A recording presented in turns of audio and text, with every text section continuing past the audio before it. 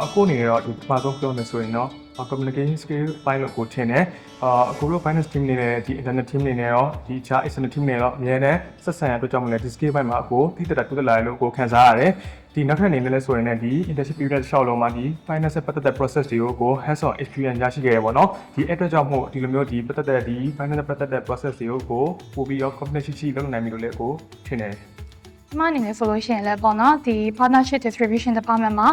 data analytics ဘိုင်းနဲ့ပတ်သက်ပြီးတော့ဒါအဓိကလို့ဆောင်ခဲ့ရဖြစ်တဲ့အတွက်ကြောင့်မလို့ပေါ့နော်အထူးသဖြင့်ဒီ technical skills ဆိုလို့ရှိရင်လည်းပို့ပြီးတော့တိုးတက်လာတယ်အဲ့ဒီမှာဆိုလို့ရှိရင်လည်းဒီ Microsoft Office နဲ့ပတ်သက်ပြီးတော့လည်းပို့ပြီးတော့ profession ဖြစ်လာတယ်နောက်တစ်ခုကကျတော့ဒီ data analysis ဘိုင်းနဲ့ data management ဘိုင်းတွေဆိုလို့ရှိရင်လည်းအရင်ကထက်ပို့ပြီးတော့ဒါအကျွမ်းသဝင်နဲ့ဒါလောက်ကင်နိုင်ခဲ့ရပေါ့နော်ဒါ technical skills တွေမကဘူးဒါကိုယ်ဆိုလို့ရှိရင်လည်းဒီ partnership လုပ်ငန်းတွေနဲ့ဒါ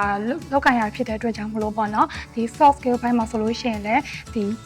သူတို့နဲ့ဒီ relationship ဘယ်လိုကောင်းကောင်းတည်ဆောက်ရမလဲဆိုပြီးတော့လည်းပို့ပြီးတော့နားလည်ရခဲ့ပေါ့နော်လမ်းအနေနဲ့ပြောရမယ်ဆိုရင်တော့ team work လို့ပြောမှာပေါ့နော်လမ်းကဒီ operation department ရဲ့ဒီ risk management ဘိုင်းကိုအဓိကတာဝန်ယူလုပ်ဆောင်ပေးခဲ့ဆိုတော့လမ်းအနေနဲ့ဒီ operation department မှာရှိတဲ့ function တွေအားလုံးနဲ့ communicate လုပ်ပြီးတော့မှဒီလုပ်ဆောင်ရတဲ့ဒီ process ဘိုင်းလေးရှိရပေါ့နော်အဲ့တော့လမ်းအနေနဲ့အဓိကပြောရမယ်ဆိုရင်ဒီ team work ဘိုင်းမှာအများကြီးတိုးတက်လာတယ်လို့ကိုထင်ပါတယ်လမ်းအနေနဲ့ဆိုရင်တော့အဓိကဒီ new environment ပေါ့ဒီ new environment မှာလမ်းအတွက်ဒီ fit and ဖြန့်အောင်လုပ်ဖို့ကလမ်းအတွက်အဓိက challenges တစ်ခုဖြစ်ခဲ့ပါတယ်လမ်းအနေနဲ့ဘယ်လိုကျော်လွှားခဲ့လဲဆိုတာတော့ဒီတများတွေဘယ်လိုမျိုးဒီ working environment တစ်ခုက adapt လုပ်လဲဆိုတော့ကိုယ့်ရဲ့ senior တွေစီကနေပြီးတော့မှလေ့လာသင်ယူပြီးတော့ဒီမျိုးကျော်လွှားဖြစ်ခဲ့တယ်ပေါ့နော်ခုအနေနဲ့တော့တွေ့ခဲ့တဲ့ challenge ဆိုရင်တော့ဒီ technical skill ပိုင်းလို့ပြောရမယ်ဒီ nano memo လို့သိတဲ့အတိုင်းပဲအကူကဒီကိုယ့်ရဲ့ education background ကလည်း finance ကမဟုတ်တဲ့အတွက်ကြောင့်မလို့ဒီ finance ပတ်သက်တဲ့ terms တွေကကိုယ့်အတွက်နားလည်ဖို့ခက်ခဲခဲ့တယ်အကူအနေနဲ့ဘယ်လိုမျိုးကြော်လာခဲ့လဲဆိုရင်တော့ဒီလိုမျိုး continuous learning လုပ်ပြီးတော့ကြော်လာခဲ့တယ်ပေါ့နော်ကိုယ့်ရဲ့ဒီလိုမျိုး senior တွေကိုယ့် mentor တွေကနေပြီးတော့အကူကိုဒီ process ပတ်သက်ပြီးတော့တေချာရှင်းပြပေးတယ်ကိုတိုင်းကလည်း self learning လုပ်တယ်ပေါ့နော်ဒီလိုမျိုး AI နဲ့ဖတ်တာပဲဖြစ်ဖြစ် Google ကဖတ်တာပဲဖြစ်ဖြစ်လုပ်ပြီးတော့ဒီ challenges တွေကိုကြော်လာခဲ့ပါတယ်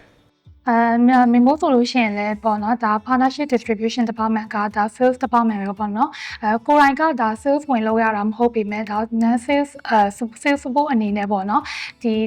အမကန်နဲ့ပတ်သက်တဲ့ဒီ concept တွေ knowledge တွေဒီ terms တွေကိုလည်းဒါတေချာလေးကိုနားလည်ထားဖို့လိုအပ်တယ်ပေါ့နော်ဒါမှလည်းကိုရိုင်းကနားလည်တာမှလည်းဒါ sales တွေကိုတေချာလေး support လုပ်ပေးနိုင်တယ်ပေါ့နော်ဒီကိုလာတာတစ်ခြားလုံးမှာလည်းဒီ mentor ရဲ့ support နဲ့အတူကိုရိုင်းကလည်း self learning တေချာလေးလုပ်ခဲ့တဲ့အတွက်ကြောင့်မလို့